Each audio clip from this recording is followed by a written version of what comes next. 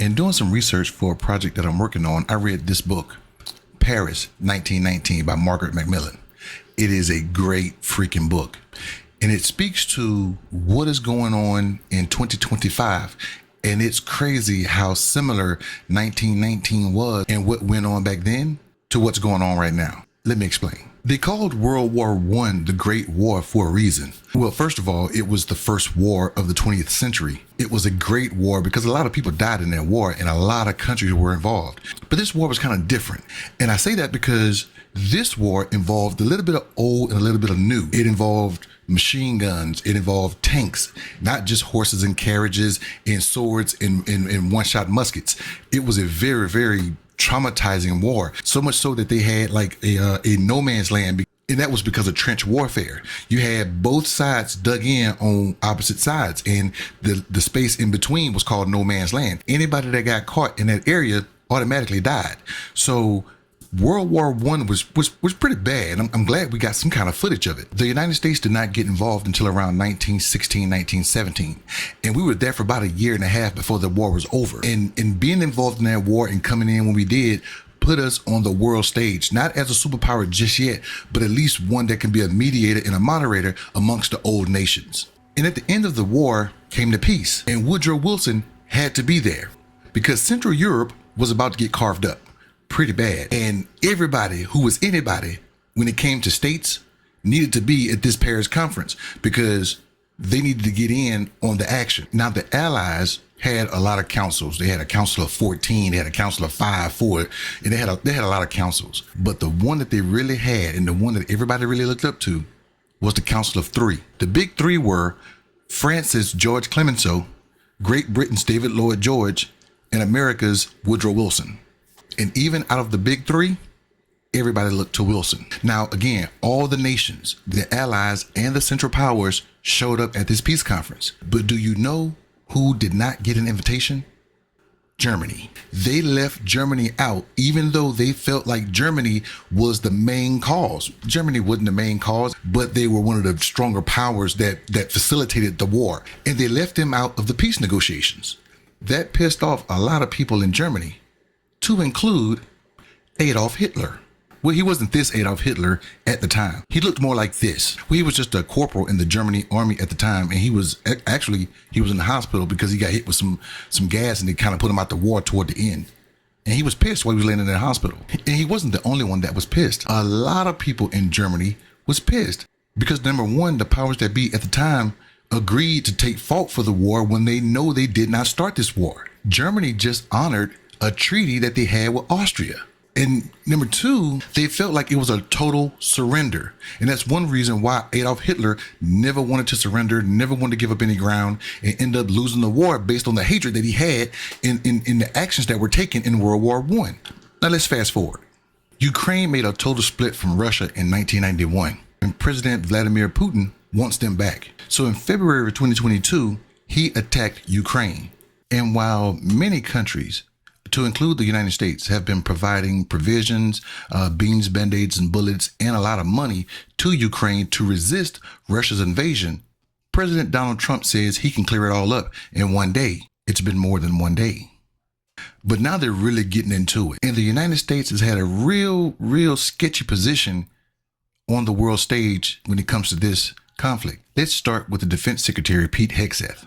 He was in Belgium pretty much giving away any strategy that Trump may have had. And by doing so, he alienated the world. I think that's America first. We want, like you, a sovereign and prosperous Ukraine. But we must start by recognizing that returning to Ukraine's pre-2014 borders is an unrealistic objective.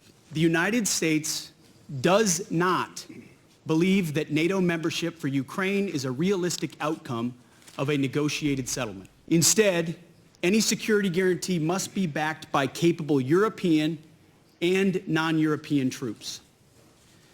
If these troops are deployed as peacekeepers to Ukraine at any point, they should be deployed as part of a non-NATO mission, and they should not be covered under Article 5. Ukraine can't get their 2014 borders back. NATO cannot be involved. Ukraine cannot be a part of NATO. there will be troops there, but you will provide them and they will not be covered under Article 5, which means if you attack one, you attack all. And he also mentioned that American troops will not be involved. So we just alienated ourselves from the world stage.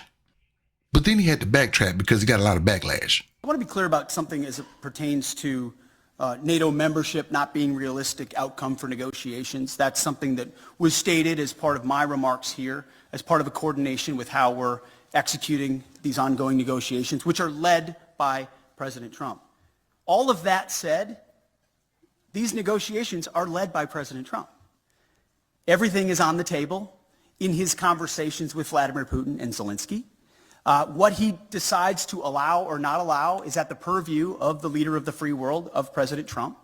So I'm not going to stand at this podium and declare what President Trump will do or won't do. But at that meeting in Belgium, that's what you did. Anyway, so now you got that blunder amongst others. And then there's this report that Russia and America are going to meet to end the war in Ukraine without Ukrainians and without any of the other European powers. So what do you think the Europeans are doing? European countries need to do more for their collective security. That's the growing consensus among key leaders who are convening in Paris on Monday, according to French authorities. There's a wind of unity blowing over Europe, as we perhaps have not felt since the COVID period. The United States is trying to go at it alone strategy, and you can't do that because now look at what's going on. Your enemies hate you and your friends are mad at you. So what do you think your friends are going to do?